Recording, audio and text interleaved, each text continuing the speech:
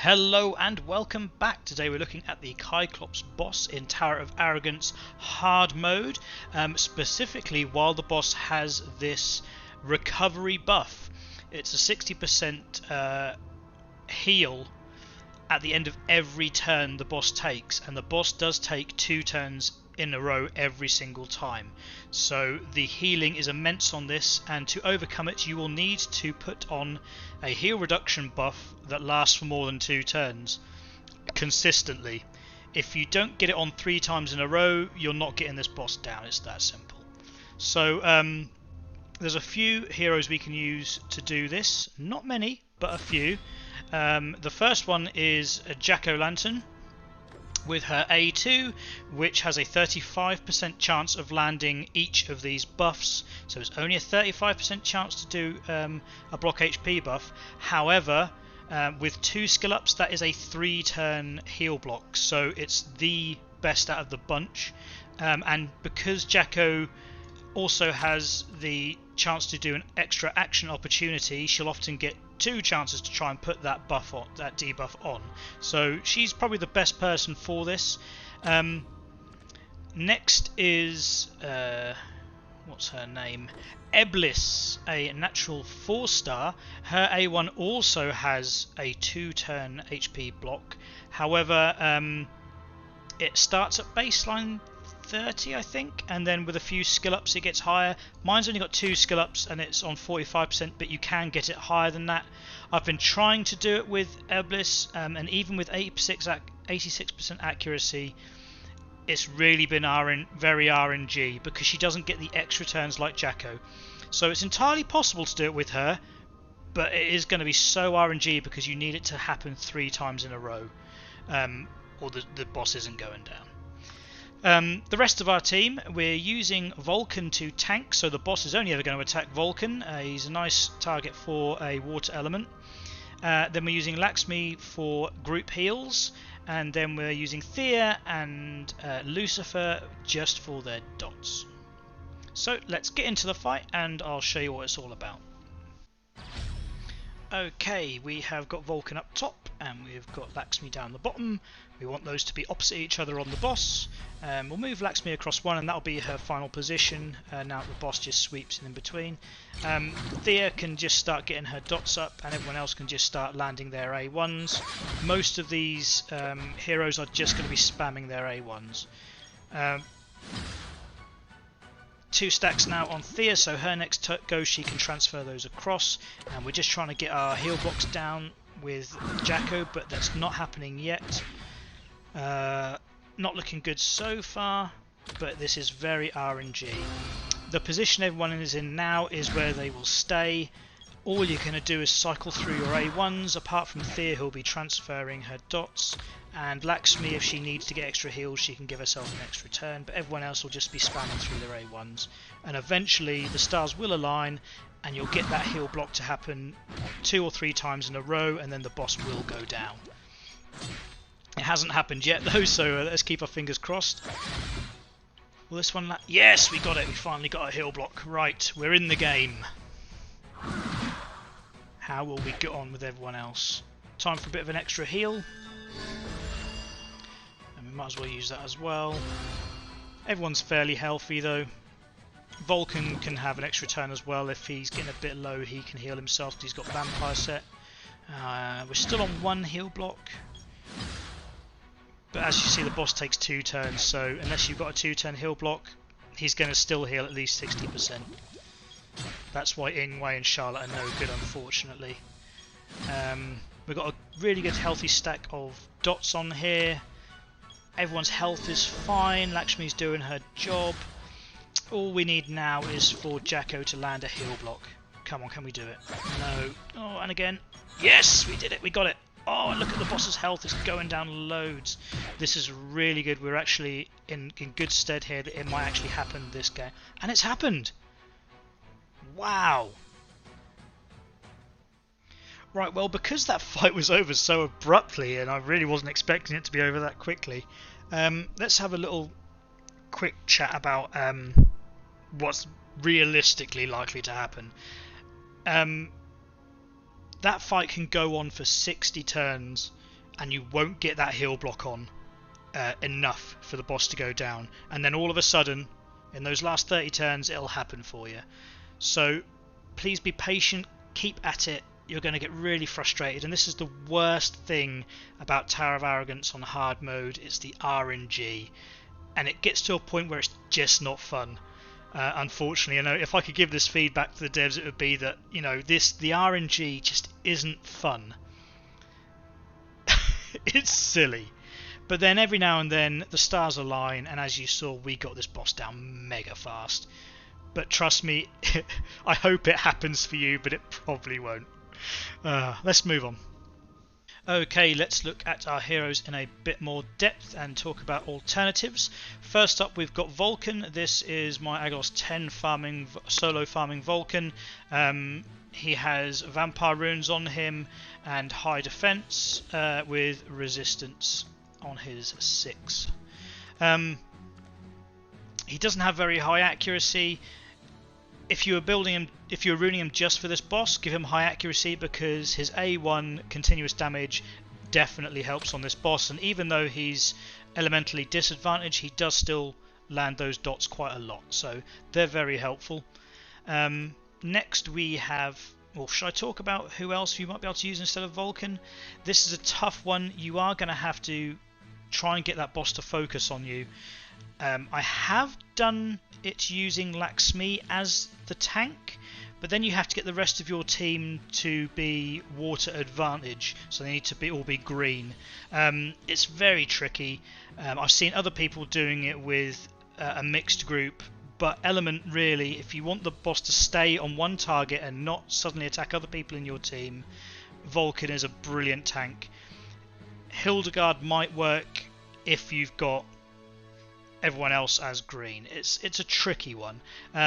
Ifrit would probably be a good one if you had her built very tanky, and I believe she does also have a heal block on her as well, so Ifrit could be a possibility.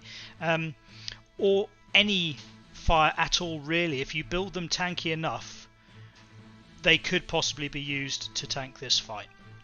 Now we have who was next in line? We didn't use Freya, we used Laxmi. Laxmi is 6 or 7 weeks of your clan shop, buying those fragments, and after 6 or 7 weeks you can summon her, and I absolutely recommend you get cracking on that as soon as possible. She is runed for resistance and speed and tankiness. She doesn't land any dots, so we don't need accuracy.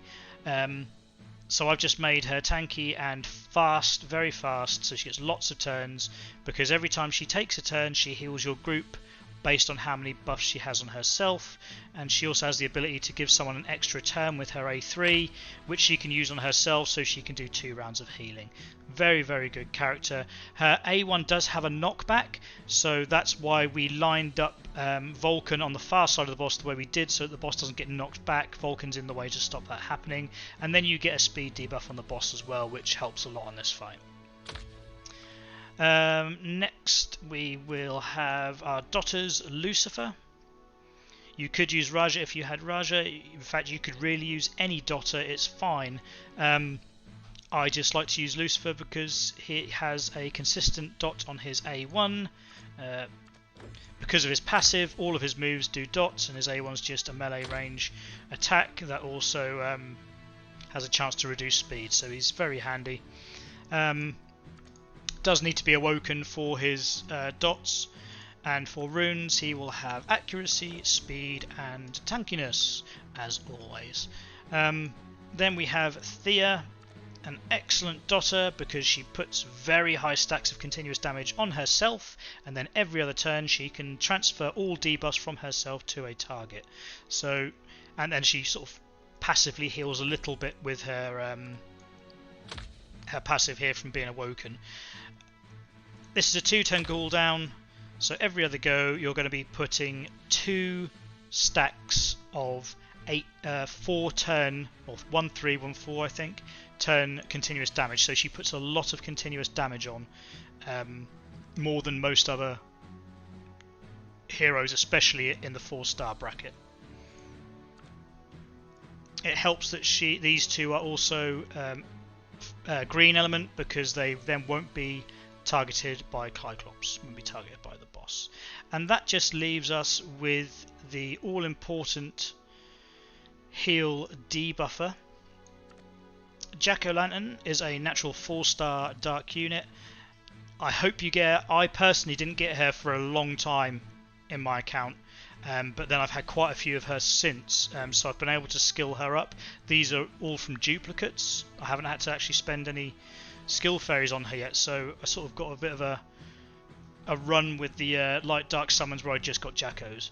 The first time I killed this boss, I didn't have this skilled up twice. I only had it skilled up once, so she was on 2-turn duration. This 3-turn duration isn't necessary, but it does help. There's a bit of a spillover. But the main thing with Jacko is why she's so good, despite the 2-turn, is that she gains this action opportunity, and she very often will take extra turns. So although this is only a 35% chance to debuff, because you're taking 2 turns, you know, it's more of a 70% chance to debuff. So she is excellent, and she is a one-trick pony. She only has her A1. Her A1 is the only move you can actually use on her, but it's extremely long range. It's 1 tile further than most range units. She is a sniper, and it is just one move does everything, which is really good. We don't care about a leader skill on this fight. And for runes, mine has just got 3 sets of doubles. So don't worry too much about the runes here. What we're looking at is the stats. But I put attack on her, I put speed on her, and I put crit damage on her. She doesn't even have high accuracy. What I found with Elvis, who we'll go on to now, because she's only got 40% accuracy, but she still does land those dots quite consistently compared to Eblis, who I've put 86% accuracy on her, and she still isn't landing the dots as well as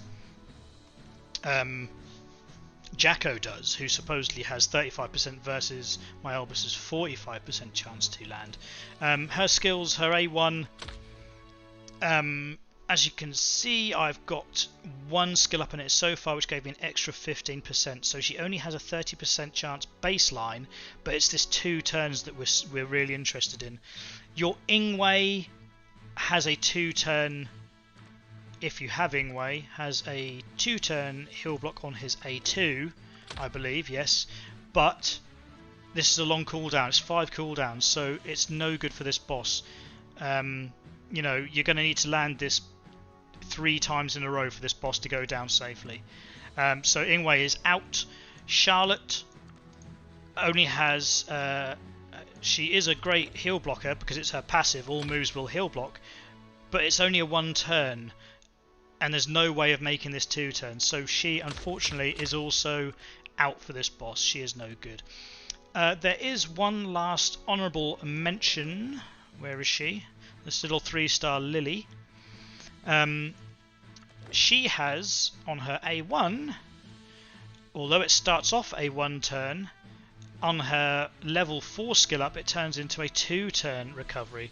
So Lily is also viable for this boss.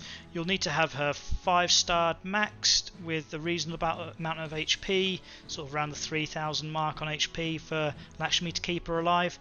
But then Lily becomes absolutely viable for this boss.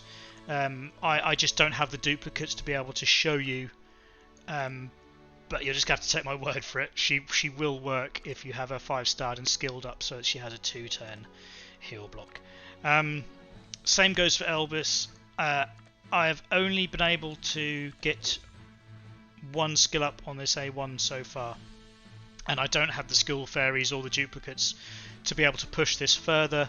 But I'm absolutely certain that once you get this extra 15% and turn this into a 60% chance to HP block, Elvis will be very good for this boss. So if you already have her, if you've already got her skilled up by some chance, because she's not a bad looking unit, there's a good chance you might have just built her up anyway, she should work on this boss, absolutely. I hope this helped. Please appreciate that Jacko isn't the most free to play, but we didn't use any natural 5-stars, so I think it's fair to say this is still a free to play lineup, especially as we are doing hard mode, and it is a exceptionally hard version of hard mode because of this heal block. So I hope this video helped. If it did, please leave me a like, and if you've got any questions, leave a comment. No problem answering any questions you might have. And I've recently gone past 1,000 subscribers, which I'm really happy about. I think that is mostly down to this game. A lot of those subs were previously from World of Warcraft, but the numbers have been going up significantly since I started doing some of this Kingdom of Heroes content. And the community is being very positive towards me, so thank you to everyone. And until next time, I'll see you in game.